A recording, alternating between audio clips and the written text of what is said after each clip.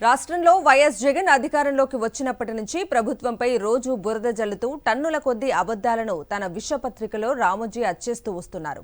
ఎన్నికలు సమీపిస్తున్న కొద్దీ తప్పుడు కథనాల ఉధృతిని పెంచారు. ఈ కోవలోనే ఆదివారం ఈనాడులో నేనున్నాను నేను విన్నాను శీర్షికతో తప్పుడు కథనాన్ని వండి పార్చారు. ప్రతి అక్షరంలోనూ సీఎం వైఎస్ జగన్పై అక్కసును, తన శిష్యుడు చంద్రబాబుపై అవ్యాజ్యమైన ప్రేమను మరోసారి ప్రదర్శించారు. అందరినీ చిరునవ్వుతో పలకరించటం, సమస్యలను సావధానంగా వినటం, చిత్తశుద్ధితో వాటిని పరిష్కరించటం సీఎం జగన్కు వారసత్వంగా వచ్చింది అనటంలో ఎవ్వరికీ సందేహం లేదు. ఎన్నిసార్లు ఈ విషయం రుజువైంది. ప్రతిపక్షంలో ఉన్న అధికార పక్షంలో ఉన్న ప్రజా సమస్యలపై తక్షణమే స్పందించడం ఆయన నైజం. ప్రచార ఆర్భాటాలకు దూరంగా పనులు పూర్తి కావాలని, ఆ పన్నులకు సాయం అందాలని ఆశిస్తారు. మరోవైపు అధికార దర్పం, ప్రచార ఆర్భాటం, ఎల్లో మీడియా తోడు లేనిదే పూట గడవని దుస్థితి చంద్రబాబు పాలనలో ప్రతి ఒక్కరూ చూశారు. ఓ పాలకుడిగా ఆదుకోవాల్సిన యాసిడ్ దాడి బాధితురాలిపై కక్షపూరితంగా సుప్రీంకోర్టుకెక్కిన అమానవీయ చరిత్ర చంద్రబాబుదే.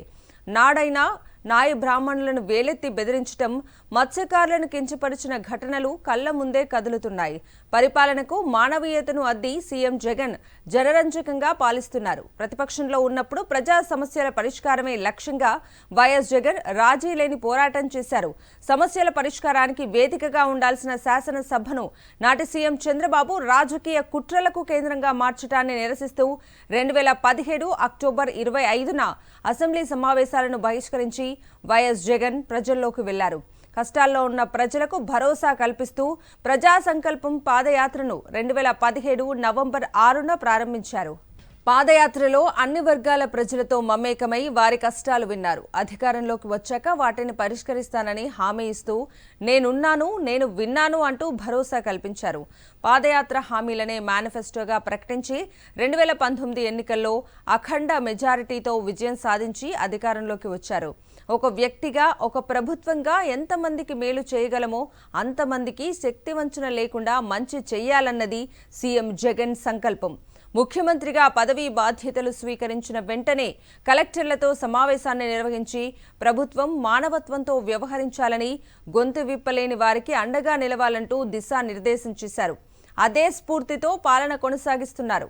ఇచ్చిన హామీల్లో 99.5% అమలు చేశారు. అర్హతే ప్రామాణికంగా, వివక్షకు తావు లేకుండా అందరికీ సంక్షేమ పథకాలను అందించారు. డీబీటీ రూపంలో పేదల ఖాతాల్లో ఇప్పటికే 2.43 లక్షల కోట్లను జమ చేశారు. నాన్ డీబీటీ రూపంలో మరో 1.67 లక్షల కోట్ల రూపాయల మేర ప్రయోజనాన్ని చేకూర్చారు.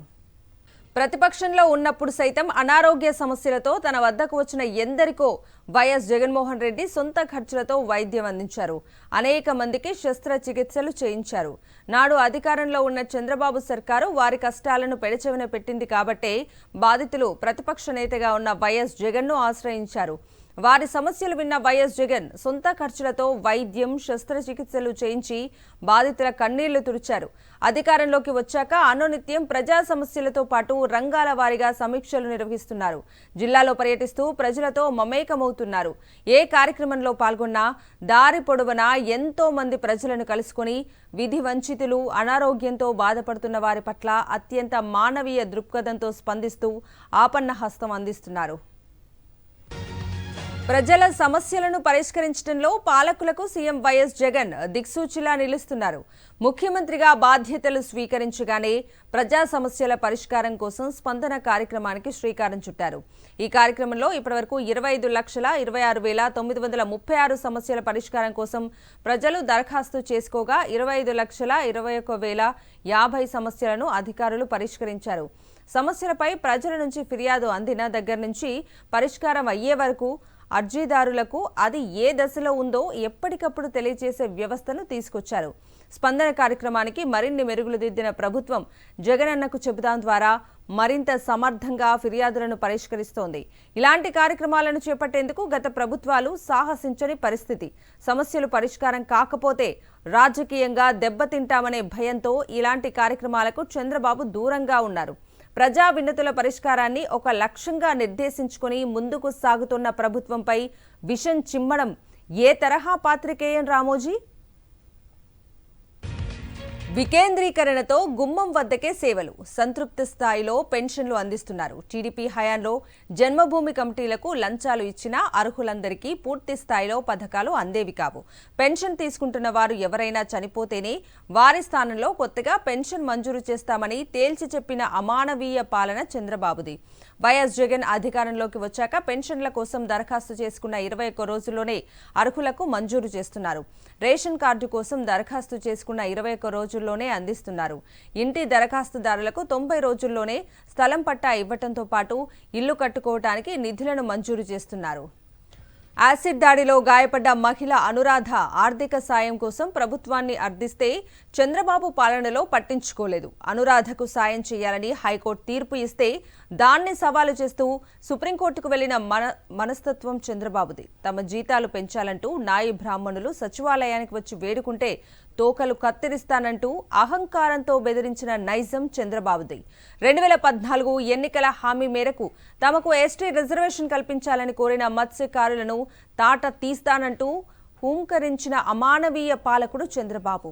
హామీలను అమలు చేయాలని అభ్యర్థించిన ముస్లిం మైనారిటీ యువకులపై దేశద్రోహం కేసులు బనాయించి జైళ్లలో పెట్టించిన ఘనత కూడా చంద్రబాబుదే. చంద్రబాబు జిల్లాల పర్యటనకు వెళ్లిన సమయాల్లో ఒక్క అభాగ్యుడినైనా కలిసి సహాయం చేసిన దాఖలాలు మచ్చుకైనా లేవు. స్థానిక ప్రజాప్రతినిధులతో మాట్లాడిన సందర్భాలు లేవు.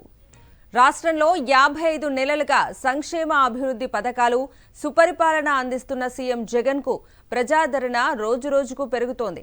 చంద్రబాబుతో పవన్ కళ్యాణ్ జతకట్టినా ఆ జోడీకి ప్రజాస్పందన లభించడం లేదు.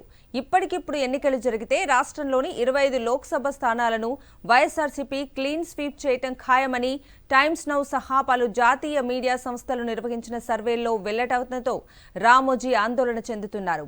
2019 ఎన్నికలకు మించి వచ్చే ఎన్నికల్లో టీడీపీకి ఘోర పరాజయం తప్పదని, ఆ పార్టీ భూస్థాపితం కావటం ఖాయమని గ్రహించారు.